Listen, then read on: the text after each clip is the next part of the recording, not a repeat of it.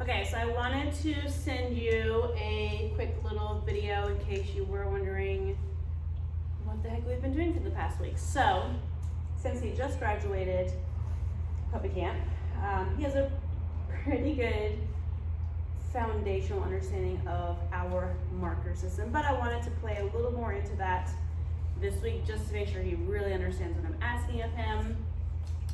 So what is a marker system? So a marker is a verbal cue or sound or notion that marks a very specific moment in time that you like or dislike something.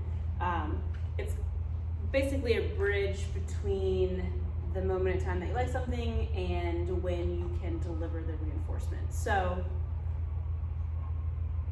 the sounds or words or whatever that we use, they mean nothing until we establish that they do equal good things. So I have multiple options that I use for these markers. So the first one is the clicker, which is just, and he knows that I never got treats, but that means to come and get a reinforcement from me.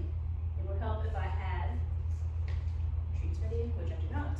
So a click is something that I use to mark an instant in time that he does something that I like. I use this one to shape behaviors. It just builds enthusiasm. When he hears the click, he can come to me and get his reinforcement. He does not have to stay in behavior. I've really been pushing the clicker on him because it's something that I'm going to use to deal with his vocalizations out on walks. He likes to bark at sounds, he likes to bark at people, and I want to use that to shape alternative behaviors to see if we can help with that at all. Genetically, he's going to be probably more of a yappy dog because Pomeranians tend to be more vocal. So I don't think that it's going to be 100% something that goes away, but I would like to get it to where he's not just yap, yap, yap, yap, yap at literally everything that he sees. Okay, so I will continue to use the clicker for that. And right now I'm really just trying to load the clicker. He knows what it means, but he's not dropping everything to come get reinforcement when he hears it. And that's going to be something that I have to work on to build value in this. The other sounds, words that I use as far as markers go are good and okay. And right now they mostly mean the same thing. So I use the word good and then I will offer a treat.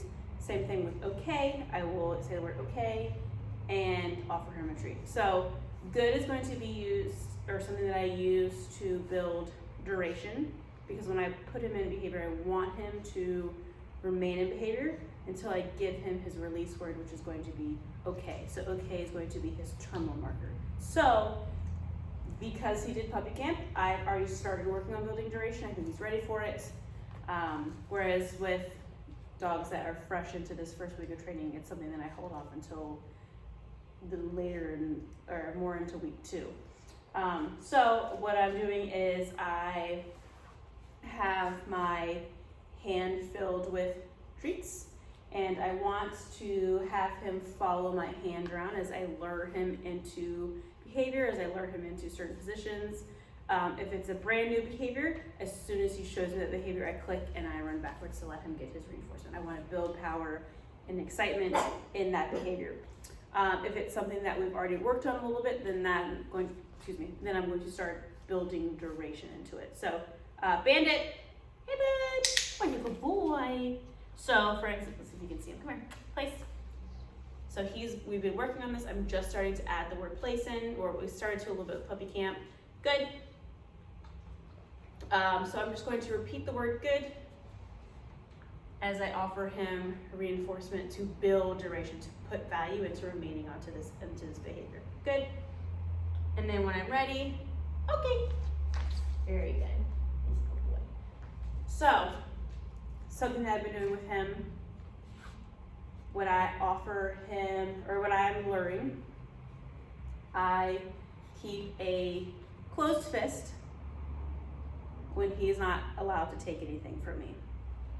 The main reason is because He is extremely mouthy and very unaware of where his teeth are going, and he has broken the skin on my hand so many times from those little tiny baby teeth.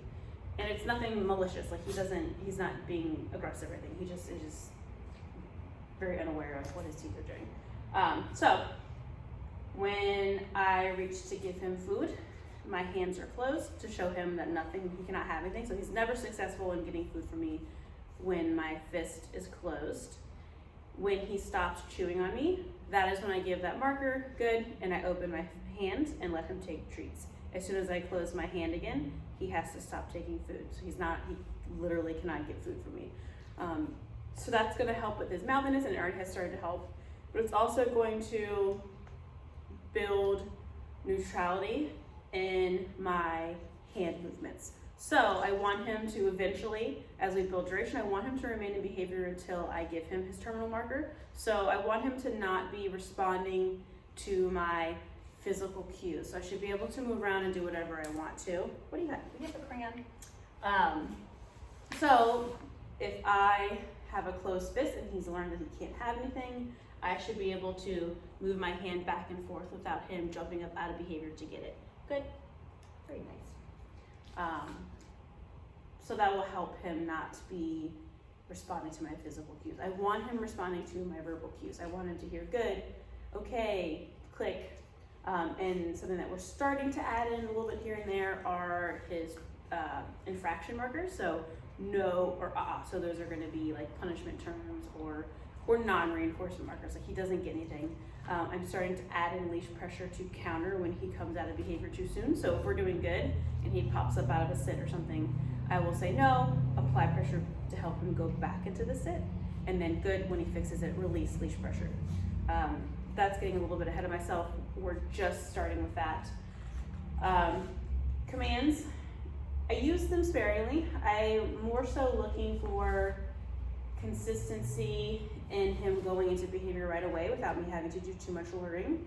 I start with it a little bit in puppy camp, and I think a lot of people, they get really like hung up on obedience during puppy camp, and that's not what it's about. Like I don't need impulse control, I don't need heavy obedience when they're really little like that. I start introducing it to them just so they have a good idea, but I don't expect dogs at that age to be able to do like all this amazing obedience. I want them to be a puppy and have a fun time and learn how to explore and generalize things that they meet or that they encounter out in their environment.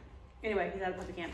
So now that he's because of puppy camp, he is really good at going into behavior. So we're able to start sprinkling in commands here and there. So we're working on a sit. I haven't really done it down too much because that's definitely one that he struggles with. I think it's a little bit more of a vulnerable position, so he doesn't go into it very easily. I have to do a lot of coaxing and a lot of luring, which is fine. And then the place command, he's really good at that one, so I've started using pretty regularly the command for that, all while still using a lure. I'm not ready to take the food lure out just yet. Healing, that is something that I'm using mostly lures with and no actual command. We're doing most of that inside and here with low distractions because he is extremely reactive to anything happening around him. So people, cars, other dogs. And I don't mean reactive like bad. I just mean like he's literally reacts to it. He gets excited, gets worked up, he gets nervous and startled.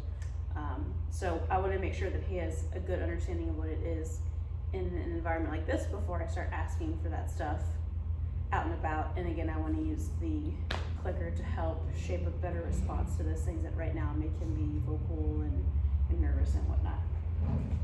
Not anything too exciting just yet, but I definitely wanted to get you in the loop as far as what we're doing. Normally there's a notebook up front that I leave daily notes, but because of trying to stop the spread of germs, I don't have that, so I just save these videos for the end of the week. So you'll keep getting them. Sometimes they're at the end of the week, sometimes they're midweek. It just depends on what information I have to share.